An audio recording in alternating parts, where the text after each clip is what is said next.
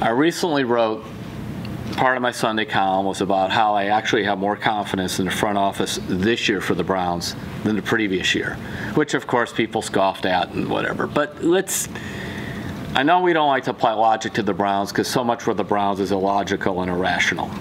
And also, when Browns fans have been hurt, betrayed, and you are betrayed when your team moves, hurt by all the changes, all the losing, it's hard to think somewhat rationally. I'm going to try this here for a moment. A year ago, when they blew up the franchise and put Sashi-Brown in charge, his previous job was basically salary cap management. He was a lawyer. Then they brought in Hue-Jackson to be the coach. He'd been a coach only 1 year as a head coach in Oakland, 2011.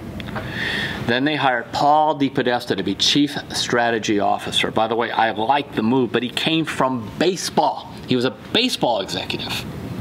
He actually broke in with the Cleveland Indians in the middle 90s.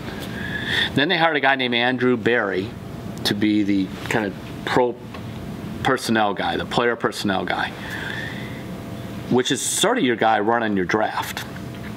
Well, he came from the Indianapolis Colts, but he wasn't scouting college guys. For the last few years, he'd been running their pro personnel department. Big difference where you're scouting pro guys, college guys. Those were the guys brought together to run the draft. So when you go back and you look at that, you would think they're probably going to make some mistakes.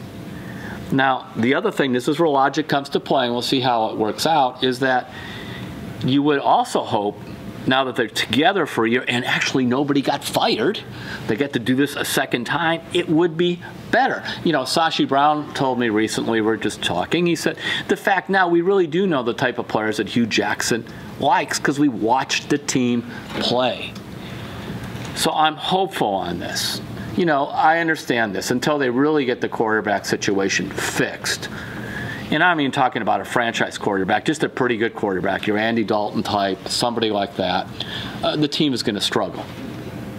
But even if you have to do a stopgap thing at quarterback and you're putting in Cody Kessler, Brock Osweiler, and a rookie to be named later, you can't go 1-15 again. I don't expect them to go 1-15 again. I expect them to get some good players out of this draft.